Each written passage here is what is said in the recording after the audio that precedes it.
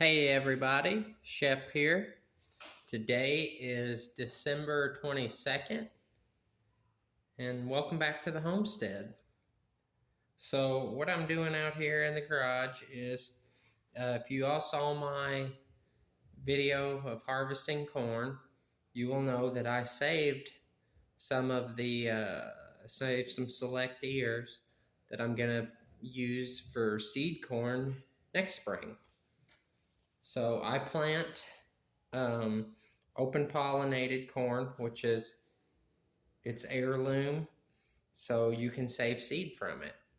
If you go to the store and unless you specifically buy open pollinated heirloom seed, you can't really save seed like from hybrids. You either have heirlooms or hybrids. Hybrids are two different varieties that are crossed together that have desirable traits. And if you plant a hybrid that won't come back true, it'll take after either of the parents, and it won't be exactly what you want. But I plant the open pollinated, which I do that for a couple reasons. One, so I can save seed, obviously, so I don't have to spend money on seed every year, as long as I get a good enough crop that I can save seed from it. That's kind of the main reason I do it.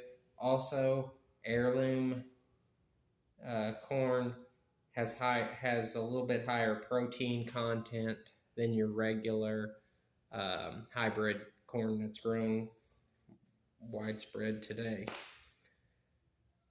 So that's the main reasons that I grow it. And these were some of the ears that I saved, and you can see these ears I saved because they're pretty big ears. And then there's other ears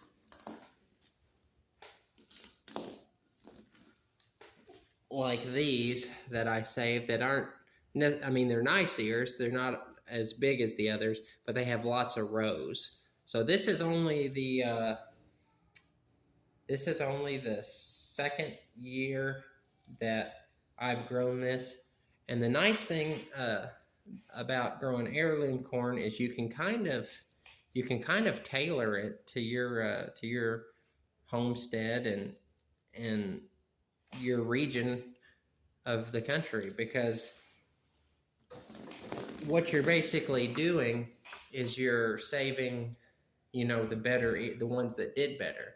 So if you're doing that, I mean, you're picking the prime genetics. So that's kind of another neat thing you can kind of play around with stuff like that.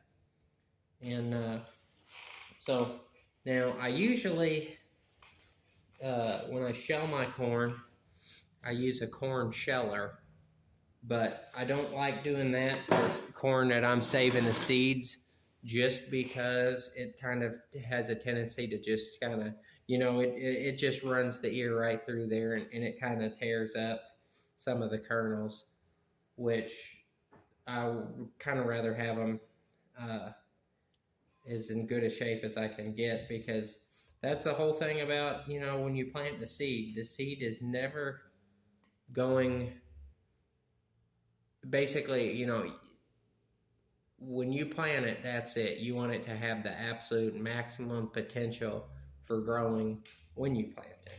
So I mean, this isn't anything exciting or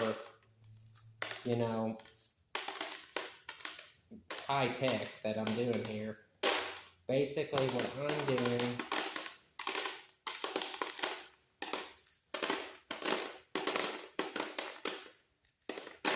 okay, so actually I probably should explain that first. So let me grab a different ear. Basically, on the ear of corn, you have seeds, kernels that are different shaped. So here on this end of it, you have some, and if you actually look at one of these, they're what you would call a round kernel. They're pretty round. And then also ones here on the butt end of it, they're a round seed. Now the ones here in the middle, we'll get one of them off of this one I've just started on. The seed's actually flat. If it'll focus on that, but it's actually flat on two sides. So I like to use, basically, when I save the seeds, I like to basically use the ones that's in the middle of the ear. The reason that I like to do that is because there's more of them on the ear than the round ones. And I have a lot of different size planter plates for flat kernels. And when it comes time to plant this, we'll talk about planter plates, because when you're using a plate type planter, the seed shape is very important. Now, I don't have a way to really size the seeds. That would be the only thing that I could be doing to give myself better success, is if I had like something to size them where I could kind of run the seeds, the kernels, through it, and it would sort out them by different sides. Because if you did that, you could pretty much dial it in for any size kernels, and then you could have a planter plate and you would have a perfect match. But we'll kind of talk more about that once it's time to actually plant them. So anyway, I'm just trying to get down to these seeds here that are in the middle. I'm just, just shelling them with my hand. They're very dry, obviously, because they've been here in my garage, just in my harvest bucket, and they've been very dry. So they're shelling super easy. And these that I'm not saving, I'm putting in this bucket. And those will eventually be ground up for chicken feed, which is, what I do with my corn anyway. So, so I do that. Now, all these flat kernels, I'm just going to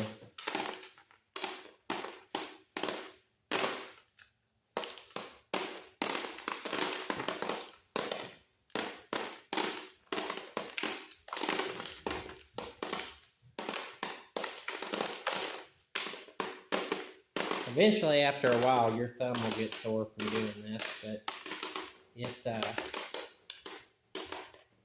it's not too bad.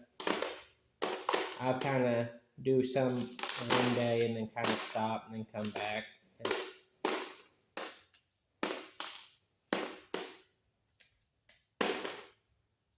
So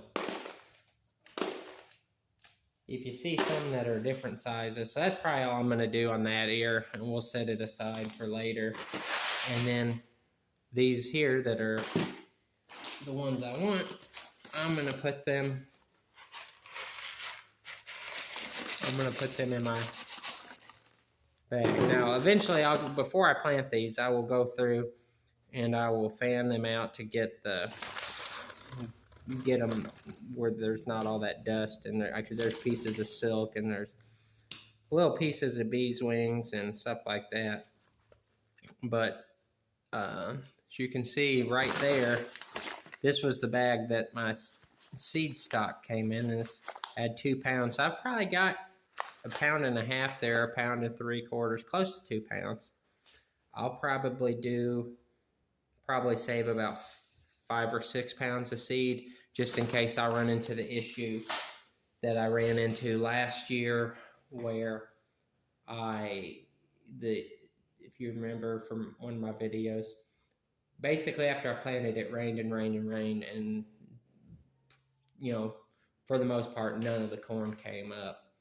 And so I had to replant it. Well, I didn't have enough seed saved last year, so I basically just had to go to my little grain bin where I keep this and basically just get out some seeds, which wasn't ideal because they were all different shapes and sizes. And I mean, they came up all right, but that's just, like I said, you want the seed to have as much potential, and potential and placement are, what I really go for. I want the seeds to be obviously as viable as they can be, and I want them planted in the right spot. I don't want two seeds planted, you know, right next to each other. I want them spaced pretty evenly.